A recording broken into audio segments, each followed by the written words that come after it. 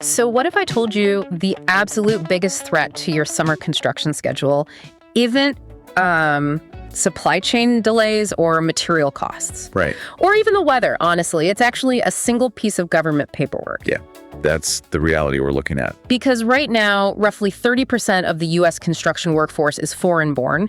And, entering this peak 2026 season, we're seeing an unprecedented wave of enforcement causing those exact workers to just vanish mid-project. Completely vanish. And they aren't quitting to go down the street for like $1 more an hour. Exactly. They are being removed from the equation entirely by external forces that you as a business owner just have zero control over. Right. Which brings us to our mission for today's deep dive. We're serving up your essential survival guide for this. Yeah, because setting aside any politics and just looking at this strictly as an objective market reality, the disruption to project schedules is staggering. It really is. We're talking about sudden, uncontrollable workforce evaporation on a scale the industry just hasn't seen in 2 decades. Which is why we are unpacking a comprehensive 7-strategy workforce plan today.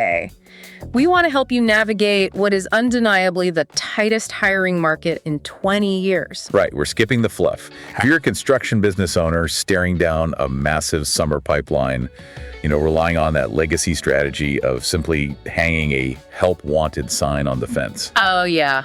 That is basically a mathematically guaranteed path to failure right now. Absolutely. We're going to dig straight into the mechanics of how you can protect your active projects, defend your margins, and honestly, preserve your sanity over the next few months. Definitely. And to build that defense, Yeah. you first have to understand the sheer scale of the 2026 labor crisis. Right. Let's talk about the data. So that 30% figure you mentioned for foreign-born workers, it's massive. But the real danger is where those workers are concentrated. Right. They aren't just spread out evenly. Exactly. They're overwhelmingly concentrated in those critical path trades.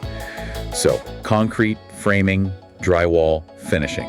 The trades that literally get the building out of the ground and dried in. Like if a finishing carpenter is delayed, it's an annoyance. Sure. But if your framing crew vanishes on a Tuesday, every single sequential trade behind them, the rough plumbing, the electrical, the HVAC, the drywall, it all slams into a brick wall. Yeah, your entire critical path is paralyzed. And then you have to add the heightened safety exposure to that. Oh, wow, yeah. The safety side is huge. Right.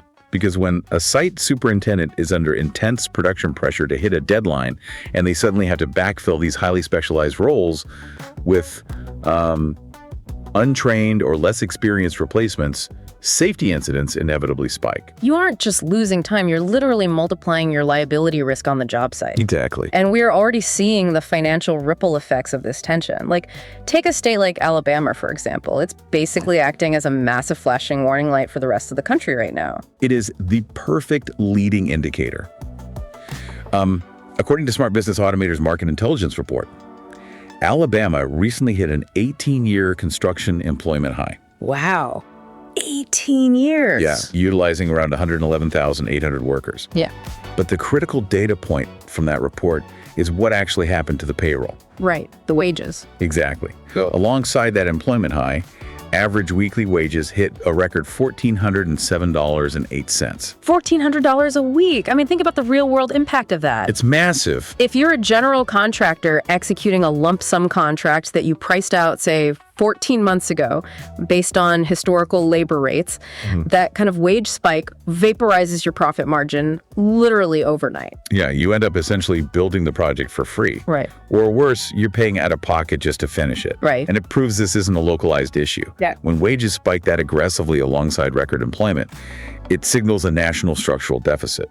The competition for the remaining legally verified workers is just so fierce that contractors are bidding up wages just to keep bodies on the site. Exactly. But, I'm looking at those numbers, and I do have to introduce a counterpoint here. Sure, go ahead. Let's think of the construction labor pool like a massive bucket.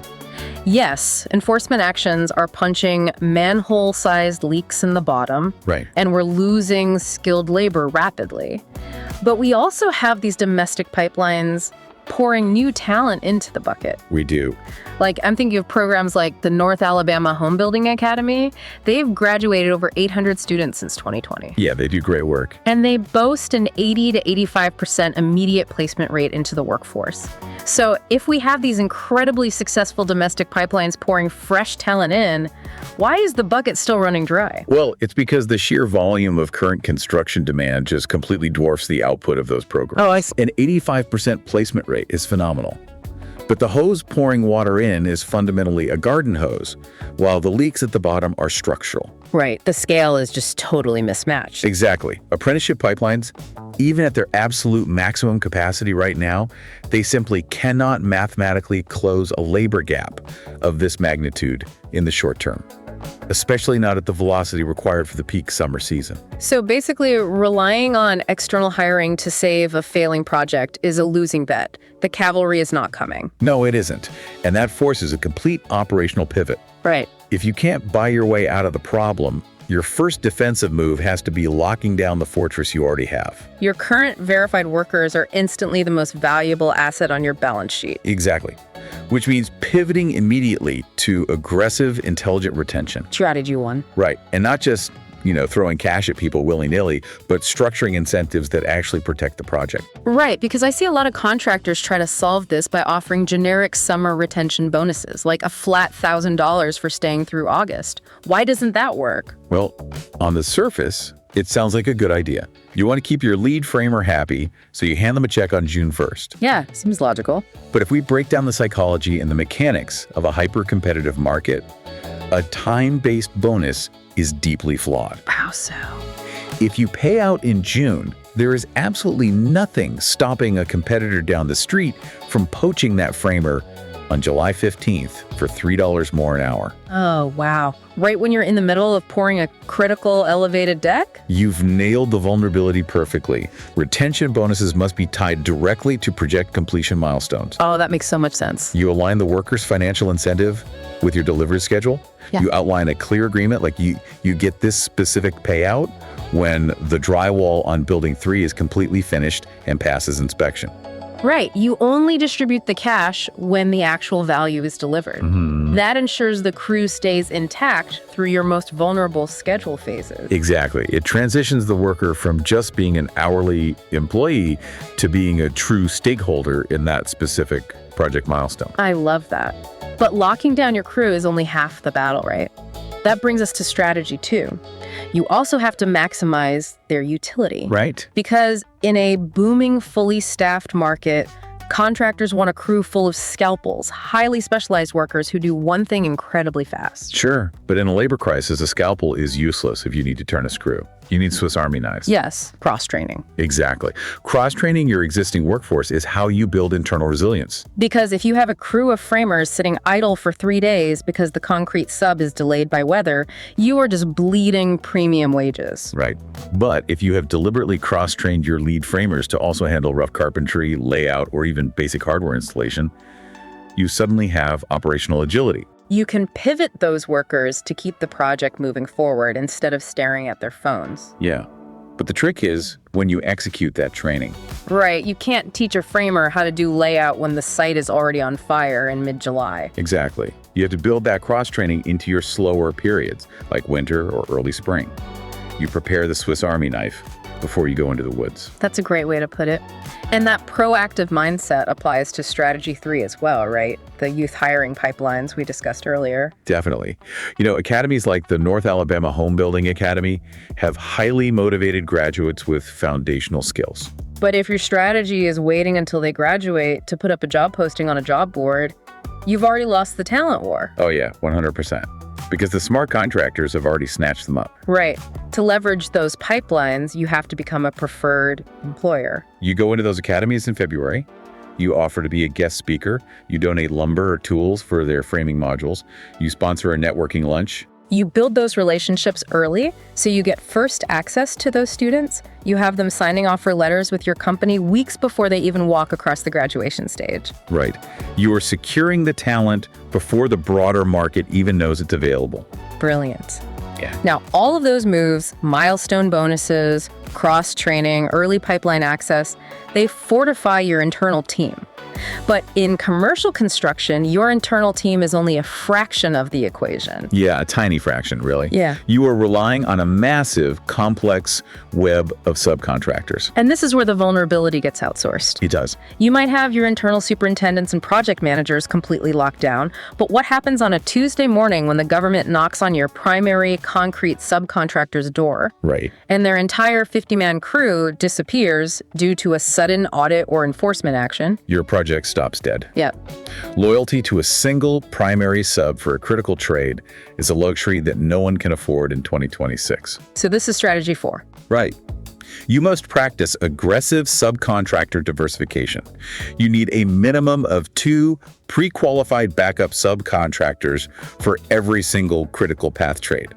Let's talk about the mechanics of pre-qualify, because I think people gloss over the friction of this. Oh, absolutely. If your primary sub fails on a Tuesday and you start calling backup subs frantically on a Wednesday, you have absolutely zero leverage. None at all. The backup sub knows you're bleeding. They will charge you a massive premium. And you still have to wait 2 weeks for them to clear their insurance certificates and sign a master service agreement anyway. Which is exactly why the documentation must be finalized before the crisis hits. Right. You execute those master service agreements, you verify their safety records, and you lock in a pricing matrix in February when things are calm. So when the primary sub fails in July, it shouldn't require a negotiation. Nope. It should require 1 phone call to mobilize the backup crew by Thursday morning. That level of administrative preparedness is daunting, but it leads directly into the most existential threat contractors face today, which is strategy 5. I-9 audit readiness. Oh, this is huge. We know that enforcement agencies have significantly increased physical construction site audits. And an audit isn't just, an annoying afternoon of paperwork. Not at all. It is a potential business-ending event. Literally. When inspectors arrive, they can freeze activity. If there are deficiencies in your I-9 compliance, if dates don't match, if documents are expired, if signatures are missing, the penalties go far beyond brutal financial fines. They force immediate work stoppages. Yes. Imagine you're already navigating a 30% labor shortage across the market. An audit hits your site, and because your documentation wasn't meticulously updated, you are legally forced to pull another 10% of your remaining workforce off the scaffolding immediately. You have just compounded your own crisis. Exactly. Perfect I-9 compliance isn't a human resources goal right now. It is a mandatory operational cost of staying in business. It really is. And, when your local labor pool is completely tapped out and your local subs are failing audits, you have to look outward, which is strategy 6. Right. You must develop geographic flexibility. This means partnering with trade unions or specialized staffing firms in adjacent states to literally import crews to your project site during the peak season. Okay, wait, I gotta push back hard on this strategy. Because whenever you bring up importing crews to a construction owner, they look at the spreadsheet and laugh you out of the room. I know. You are talking about paying out-of-state premium wages, plus travel time, plus hotel accommodations, plus daily per diem for meals. That sounds like an absolute margin killer. How does anyone justify that direct cost? I hear that exact resistance from owners constantly. But we have to fundamentally reframe what expensive actually means in the context of a labor crisis. Okay. Yes, paying travel and per diem for a crew from 3 states away is a heavy, painful line item. But consider the alternative. What happens if you leave that work understaffed? Well, the schedule blows up. And in commercial construction, a blown schedule means liquidated damages. Precisely. If your contract stipulates a $5,000 a day penalty for missing substantial completion, Ouch. plus the carrying costs of your extended builder's risk insurance, plus the massive reputational damage with your client. Right. Suddenly, absorbing the cost of a few hotel rooms and meal stipends is the greatest financial bargain on earth. Exactly. You are not just buying labor, you're buying schedule certainty. You are buying the survival of the project. That is such a critical perspective shift. Yeah. You have to protect the completion date at almost any cost because the alternative is catastrophic. Absolutely. So we've covered the defensive mechanisms, we've locked down the internal team, built backup subcontractor networks, ensured bulletproof compliance, and widened the geographic net. Right. But to truly thrive in this market, you have to move from defense to offense. Yeah, defensive strategies keep your head above water, but the ultimate advantage goes to the contractor who can see the wave coming before it crashes on their job site. Strategy 7. Yes. You need the ability to spot, wage spikes, and labor shortages before they hit your specific zip code. And that requires utilizing real market intelligence to time your crew commitments. Let's look at how that actually plays out in the real world. Well, if we look back at that same data we discussed earlier, according to Smart Business Automator's Market Intelligence Report, the massive labor tightening in Alabama didn't just happen overnight. Right, it wasn't a total surprise. No, it was visible in regional employment trend signals weeks before the record high wages were formally reported to the broader market. So the data was flashing red early. If a contractor had access to that predictive intelligence, what is the practical move? They see the signal in May, indicating the local labor pool is shrinking rapidly. Instead of waiting for the summer crunch, they immediately go out and lock in their subcontractor pricing and secure crew commitments for August at current market rates. Oh, wow. While their competitors, who are operating blind, wait until July, realize there is no one left to hire, and end up having to bid against each other at record high rates just to get a foundation poured. Exactly. Timing the market with actual data, rather than just gut feeling, is how you protect your margin. But, we have to acknowledge the massive friction point in all of this. Oh, for sure. Executing this comprehensive strategy, tracking milestone bonuses, maintaining active MSAs for backup subs, ensuring flawless I-9 documentation across hundreds of workers, and monitoring market intelligence, it requires an enormous administrative lift. It does.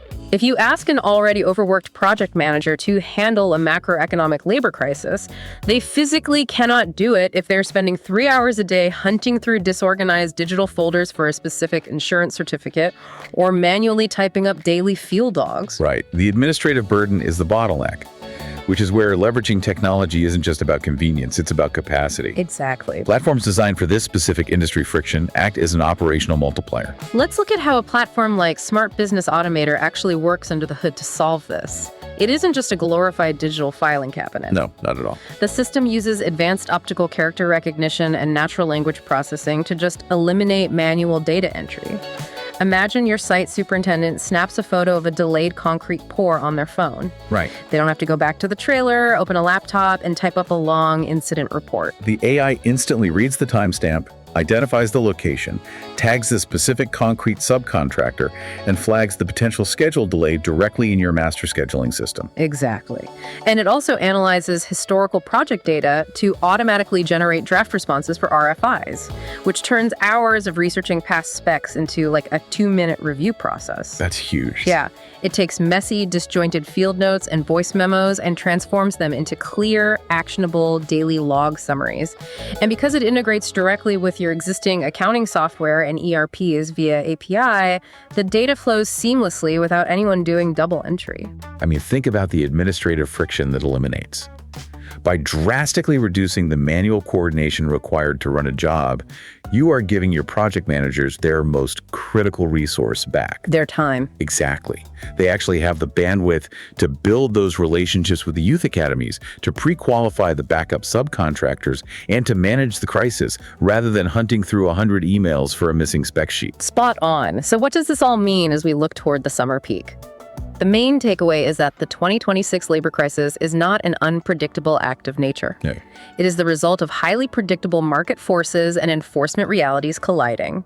The contractors who will actually grow their margins this year are the ones who proactively built resilient, data-driven systems. Yeah, they aren't just hoping their subs show up, they have backups mobilized. Hope is not a viable business strategy. It never has been. And I want to leave you with a final thought to really analyze regarding your own operations. Okay, let's hear it. We've just spent this time breaking down how a sudden wave of external enforcement can completely shatter an entire labor strategy that the construction industry has relied on for decades. It definitely forces a severe vulnerability check. It should. So ask yourself this.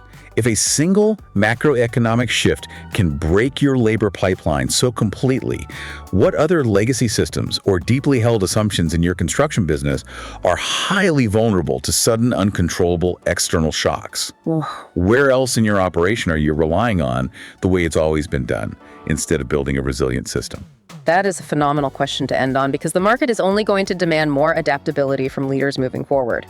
If you know a contractor who is struggling to staff their summer projects or navigating sudden crew shortages, send them this episode. It could save their project schedule and protect their margins. Absolutely. Hit follow on whatever app you're listening on so you don't miss tomorrow's intel. Visit smartbusinessautomator.com to learn more. Disclaimer.